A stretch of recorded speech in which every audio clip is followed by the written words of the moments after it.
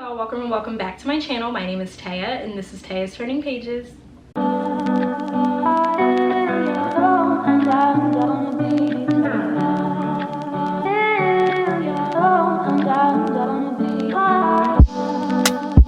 So by the title of today's video, you can tell that this is going to be my July wrap-up. I know I have been MIA because I started a new job and things just got really crazy. I'm a little bit more grounded now in my role and, you know, in the company. Hopefully from here on out, I will be able to churn out more videos and get more consistent with it because I miss having a schedule and some structure, but we will see. I appreciate you guys for having patience, and I also appreciate all of the new subscribers and just all of the new people that are over here now. My last video, which was my come book shopping with me video, did really well, so thank y'all so much for showing me love and support on that. I really appreciate it because those videos are not always the easiest to film, so thank y'all, thank y'all, thank y'all. So this is probably going to be a long video, so with all of that out of the way, let's get started. So the lowest rated book that I have for the month is The Lake by Natasha Preston. So this actually follows two best friends, one named Esme and one named Kayla. And Esme and Kayla used to attend this summer camp called Camp Pine Lake when they were children, but when they were at this camp, something bad really happened that involved both Esme and Kayla, and they swore to never talk about it again, never bring it up, and just move on as if nothing happened. Well, years later, they are, I think, entering their senior year of high school. They're about to move on to college, and they decided they want to get a summer job so that way they can save up some money and just have, you know, some money in their pockets. And so they decided to actually apply to be camp counselors at Camp Pine Lake because they figure that, okay, it's been years since that terrible incident happened. We should be good to go back, right? Wrong.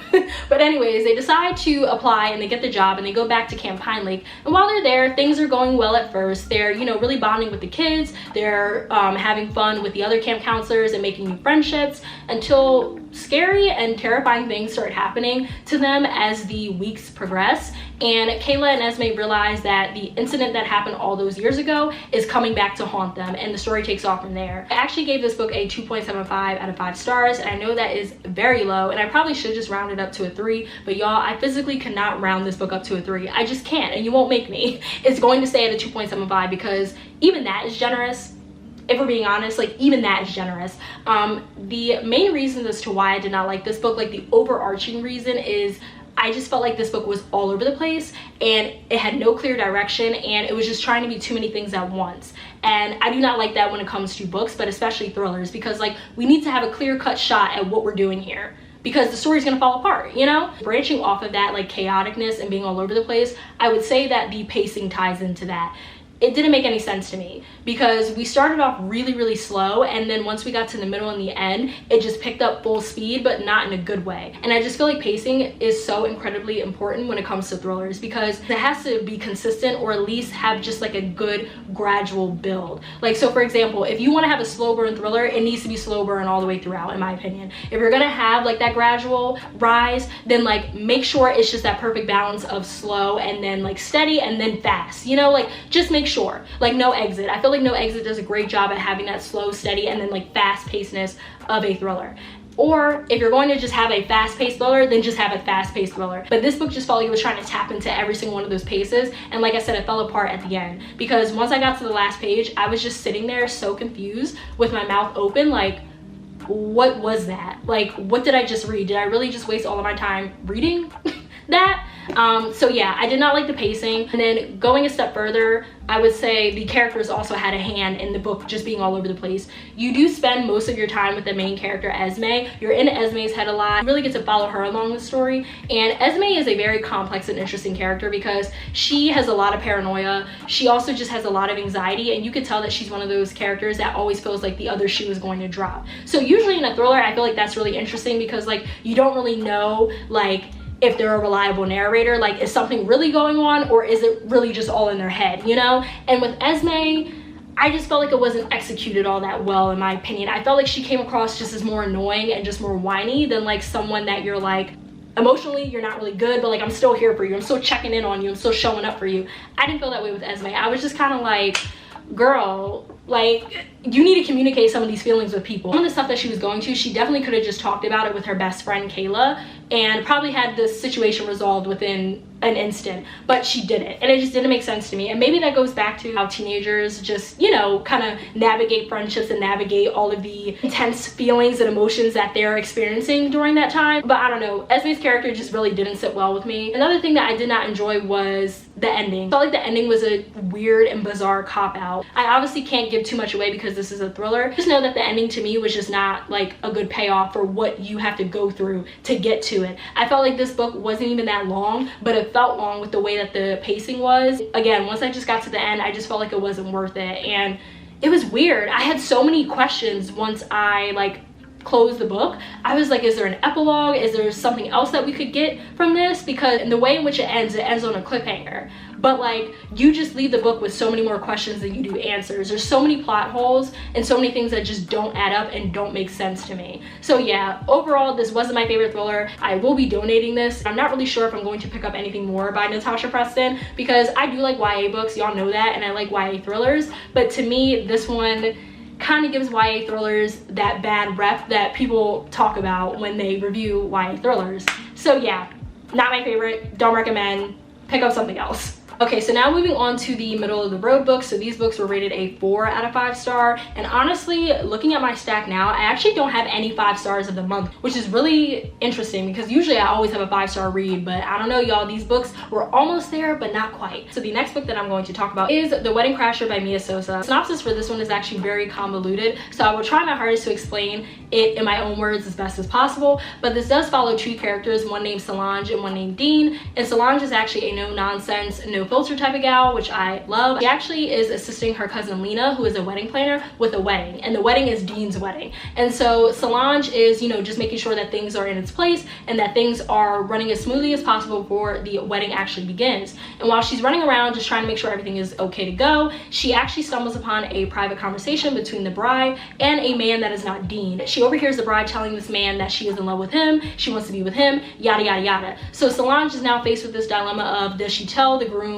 Dean what she overheard, or does she just mind her business and let the wedding proceed? And so Solange decides to just stay out of their business and let the wedding go on. But as the wedding is happening, she does have a change of heart and ends up objecting and telling the bride and the groom that they do not need to get married. And so now all hell is broken loose. People are confused. People don't understand why this random woman essentially stood up and objected to the wedding. And so the wedding is called off, but Dean is actually not upset with Solange at all. He actually appreciates her for telling the truth and for letting him know why she decided to object the wedding. And from that point on, Solange and Dean have this like acquaintance type of casual thing going on. And so they both go back to their respective lives. Dean is actually a lawyer, and while Dean is at this law firm, he's actually trying to make partner and he's trying to get promoted. But the only way that he can get promoted is if he shows to his boss and his colleagues that he is a family man, really interested in planting roots in the city and all of this other stuff. And so Dean comes up with this crazy plan. Basically ropes in Solange and asks Solange, can she pretend to be his fake fiance, so that way the firm can see that he is a family man. And Solange decides to agree because it's the least she could do for calling off this wedding,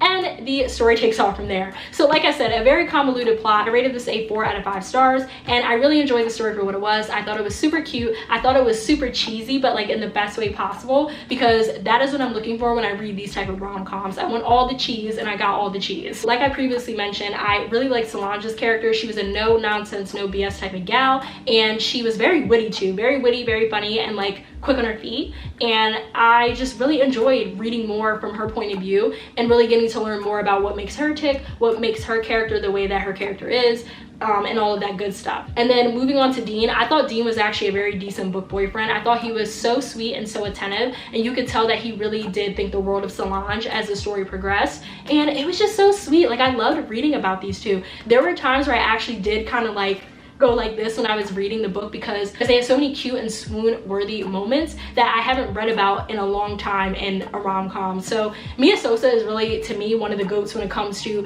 crafting a just true rom-com, and I love that for her. I love that for me, because I'm always going to buy her book. And then going back to both Solange and Dean, I thought that their characters were truly like fleshed out and well-rounded and as two-dimensional as possible. I really love the fact that we got to spend solo moments with both of them, because I felt like I had equal amount of time with both characters. I didn't favor one over the other, and I didn't feel like I was invested in one but not really invested in the other. Mia Sosa does have alternating chapters between Dean and Solange's POV, so you get to spend time with both of them, not only like in this fake relationship but also outside of it, and their jobs play an integral role into why they are the way that they are, especially Dean. I just felt like I really got a good sense of Dean's character, and him being an attorney makes so much sense, honestly. And also with Solange's job, and also just like her relationship with her mother and her cousins and her aunts, like it just truly made me realize like, okay, this character like is the way that she is because of all of these experiences that she went through. She had a lot of like fear when it came to abandonment. I love that this book not only had the cute and fluffy moments, but it also had those real and like raw and like heavy hitting topics like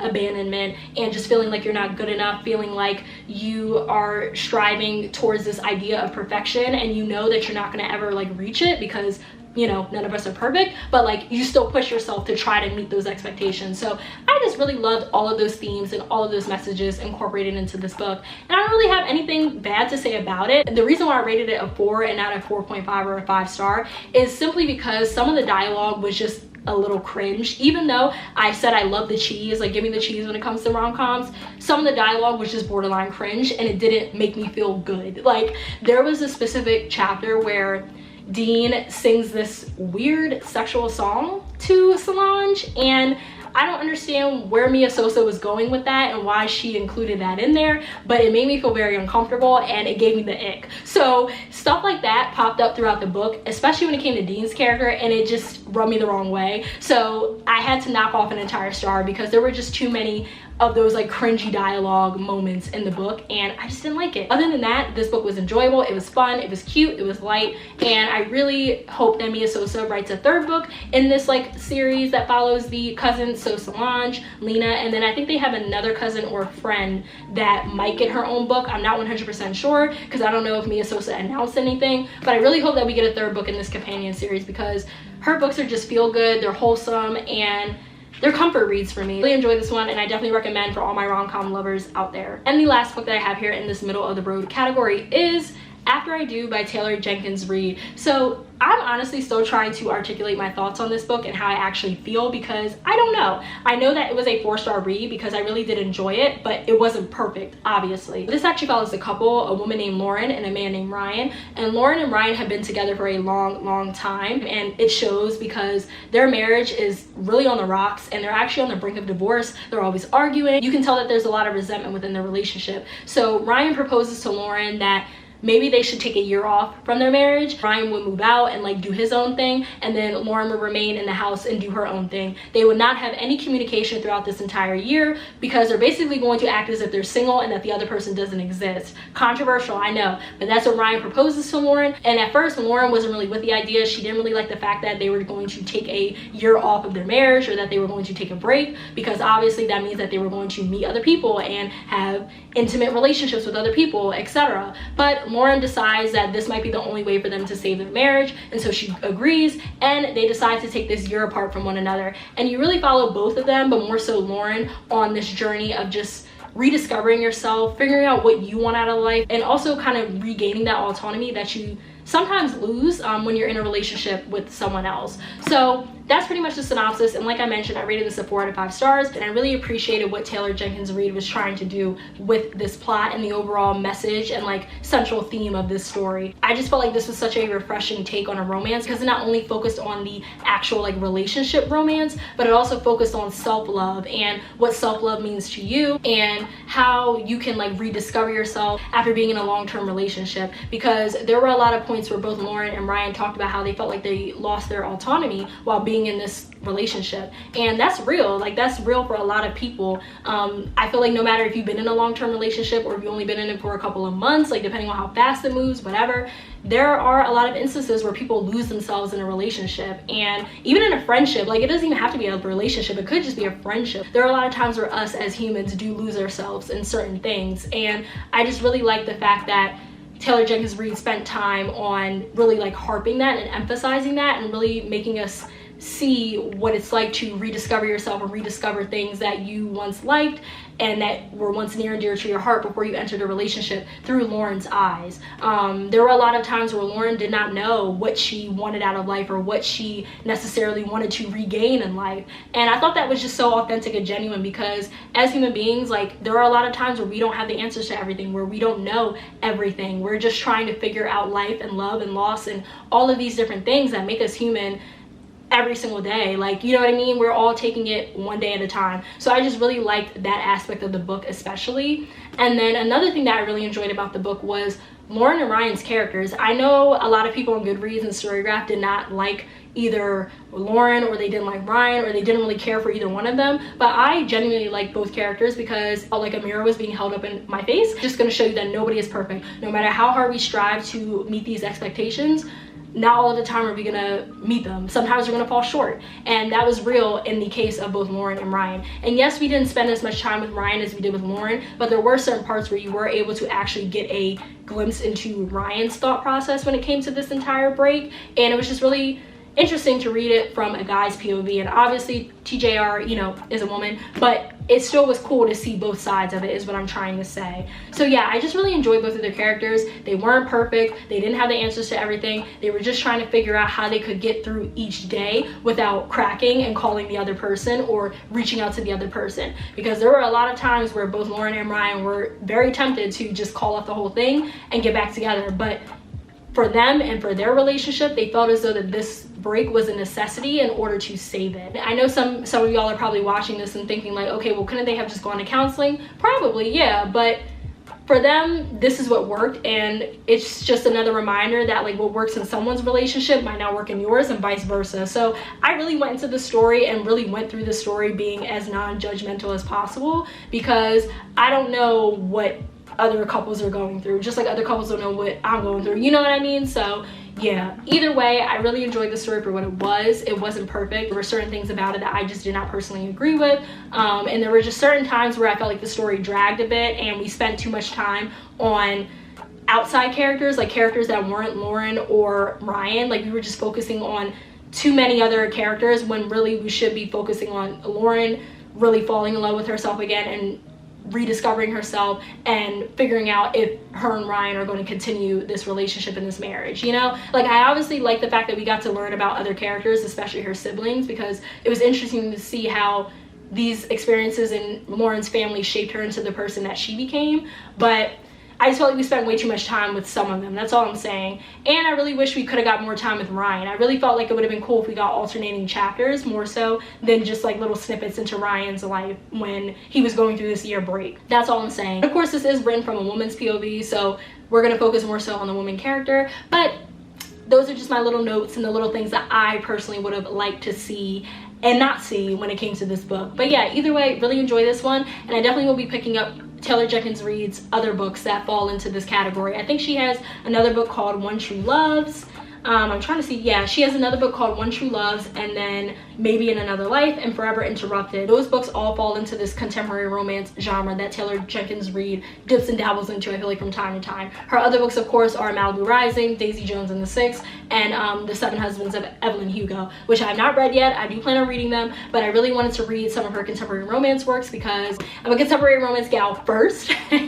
So yeah, I'm really happy that I picked this one up though, and like I said, I can't wait to read more by her. All right, y'all, we got one more book left to go, and this is the highest rated book of the month. It is sitting at a 4.5 star rating, and it is The Perfect Marriage by Geneva Rose. I'm actually just going to read the synopsis for this book because it's a thriller and I don't want to give anything away. So right here on the back it says, would you defend your husband if he was accused of killing his mistress? Sarah Morgan is a successful and powerful defense attorney in Washington, D.C.